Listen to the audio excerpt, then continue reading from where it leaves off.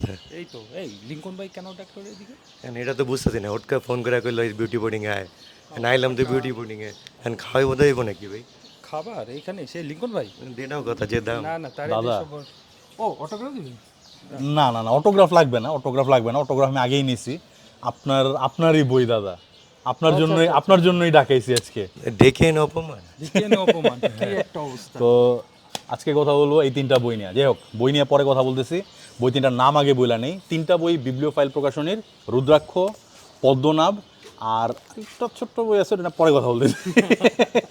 তো আচ্ছা দাদা, একদম স্ট্রেট টু দ্য, মানে let's cut straight to the chase. Sanatan পুরাণ, বড় ভিডিও মানুষ দেখে না তাই। বড় ভিডিও মানুষ দেখে না। রুদ্রাক্ষ, সনাতন পুরাণ, এর মধ্যে কি আছে, কেন পড়া উচিত? আচ্ছা, প্রথমে সনাতন পুরাণের সেগমেন্টটা বুঝিয়ে নিই যে সনাতন পুরাণ মানে হিন্দু মিথোলজি। হিন্দু মিথোলজি বলা যায় না, ওকে ফাইন। মিথোলজি জিনিসটা টার্মটা কি হয় যে এটা বেসিকটা জানা দরকার হয়, নয়তো ফিকশনগুলো পড়তে একটু ফিকশনগুলো পড়তে একটু ঝামেলা হয়ে যায়, রেফারেন্সগুলো ধরতে পারে না। দেখা যায় আমাদের বাজারে এই মিথোলজির উপর নির্ভর করে ভালো ভালো কিছু বই আছে। এখানে স্টার্টিং পয়েন্টটা কোত্থেকে, মানে একদম কোথা থেকে শুরু করছেন এইটা? সেটাই আমি বোঝানোর চেষ্টা করতেছি যে ভালো ভালো বই আছে, জাস্ট এই বেসিক স্টার্টিং পয়েন্ট কোথায় যে এন্ড হয়েছে, কোন সেগমেন্টের পর কোনটা, কোন ইভেন্ট কোন কখন আসছে, এই জিনিসগুলোর জন্য বইগুলোর আনন্দ নিতে পারবেন। আচ্ছা তাহলে ভাই মানে আমার যেটা মনে হয়, যেমন আমি একটা সাধারণ পাঠক, কারণ আমি মানে বই কিনতে গেলে আমি চিন্তা করছি যে পড়বো, তাহলে আমি কোনটা দিয়ে শুরু করবো? মহাভারত, রামায়ণ, বেদ, আপনাকে অনেক বই আছে, এইটাই বুঝে আমি আসলে কোনটা দিয়ে শুরু করবো? এখন আমি ওই চিন্তা করে অনেক আমি পড়ায় সমস্যা হয়েছে আর কি। এখন মহাভারত আর রামায়ণটা সহজলভ্য, ইজিলি পাওয়া যায়। আর বেদটা হয়ে গেছে আমাদের ধর্মীয় মেন গ্রন্থ, যার কারণে ওইটা সহজলভ্য হওয়ার পরও মানুষ গ্র্যাব করতে পারে না। মানে ওইটাও তো সেকেন্ডারি আসে ইন এ সেন্স, ওগুলাও তো ঘটনা প্রবাহ, বাট এই যে ক্যারেক্টারগুলা, দেন ওখানে যে প্রমিনেন্ট যে দেবদেবী যারা আছে তারা কিভাবে ইনভলভ, তারা কোত্থেকে আসেন, ওই ব্যাপারে কিন্তু ওখানে তেমন কিছু এই নাই। জিনিসগুলো নাই।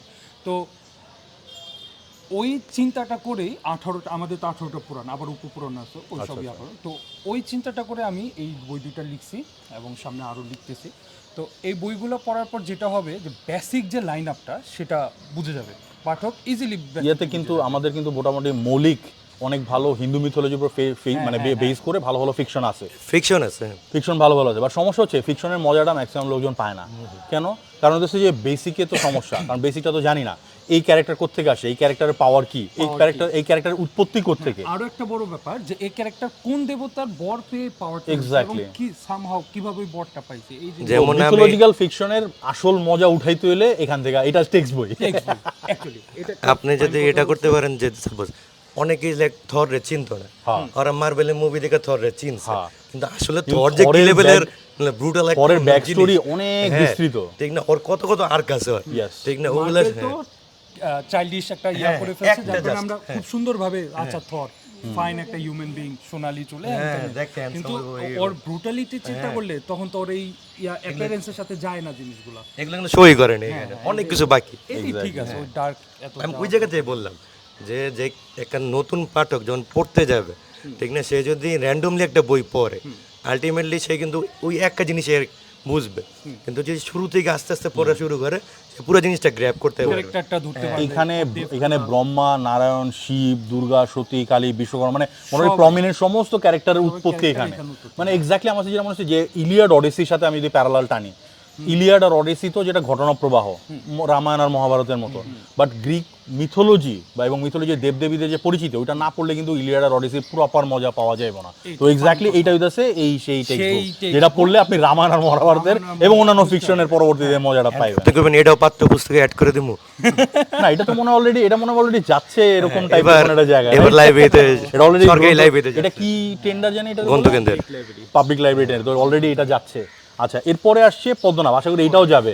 তো পদ্মনাভের ব্যাপারটা কি, মানে রুদ্রাক্ষের পরে পদ্মনাভ কোথা থেকে শুরু হয়েছে, কোথায় শেষ হচ্ছে? রুদ্রাক্ষটা শুরু হয়েছে আমাদের পুরাণের ফার্স্ট, মানে আমাদের হিন্দু ধর্মের যে সৃষ্টি তত্ত্ব, সেইখান থেকে ক্রমানুযায়ী দেবতাদের উৎপত্তি, কে কখন আসলো, ব্রহ্মা, শিব, নারায়ণ, এদের ফার্স্ট অ্যাপিয়ারেন্স। এরপরে শেষটা হয়েছিল মনু, মানে মানুষের সৃষ্টি পর্যন্ত রুদ্রাক্ষ কমপ্লিট। এরপরে মানব সৃষ্টির পরে যে ঘটনাগুলো আসে, দক্ষযজ্ঞ, অবতারদের ঘটনা, মনুর ফার্স্ট মানে অবতারের সাথে ওর ইন্টার কানেকশন, সেই জিনিসগুলো আসছে পদ্মনাভ। পদ্মনাভ যে শেষ হবে সমুদ্র মন্থনের ঠিক আগে, সমুদ্র মন্থন কিংবা ব্রহ্মাস্ত্রের যেটা প্রথম গল্প থাকবে আপনার তারকাসুর। আচ্ছা এখন আমরা কি ভাবি যে রামায়ণ আর মহাভারত বিগ ইভেন্ট শেষ কমপ্লিট, রামায়ণেরও কিছু কিছু বিগ ইভেন্ট আছে, ওর যে অধ্যায়গুলো আছে মহাভারতের এতগুলো অধ্যায় ওগুলো বিগ ইভেন্ট আছে। আমাদের পৌরাণিক এইগুলার আগে বৈদিক এরাও ধরা যায় যে বৈদিক এরার বিগ ইভেন্টগুলো কি কি সেইগুলো এখানে কমপ্লিট। আচ্ছা আচ্ছা তো মোটামুটি ক্রনোলজিক্যালি সাজানো আছে। রুদ্রাক্ষ পরে পদনা পড়লে মোটামুটি হয়ে যাবে, এবং এটা আরো বই আসবে। আরো একটা মজার ব্যাপার আমি বলি, যেটা মানে মানে এটা অ্যাকচুয়ালি বলা উচিত কিংবা আমাদের সনাতন ধর্মাবলম্বীদের জানা উচিত যে অবতার তত্ত্বটা আমরা যেভাবে দেখি অ্যাকচুয়ালি ক্রোনোলজিক্যাল হিসাব করলে অবতার তত্ত্ব এইভাবে আসেনি।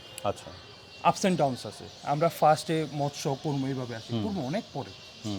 কারণ একটা ছোট্ট ইয়া দিই, যেটা ব্রহ্মাস্ত্রতে পাওয়া যাবে, নরসিংহ অবতার ওটা ফোর্থে রাখি আমরা। ঠিক এর আগে ইসেকে রাখি আপনার সমুদ্র মন্থনের পূর্ব অবতারকে রাখি। পূর্ব অবতারের যে অসুরাজ বলি, সে নরসিংহ অবতারের যে অ্যান্টাগনিস্ট তো বললাম না, তো প্রহ্লাদ, আচ্ছা অ্যান্টাগনিস্ট না বলে উচিত, প্রহ্লাদকে ধরি।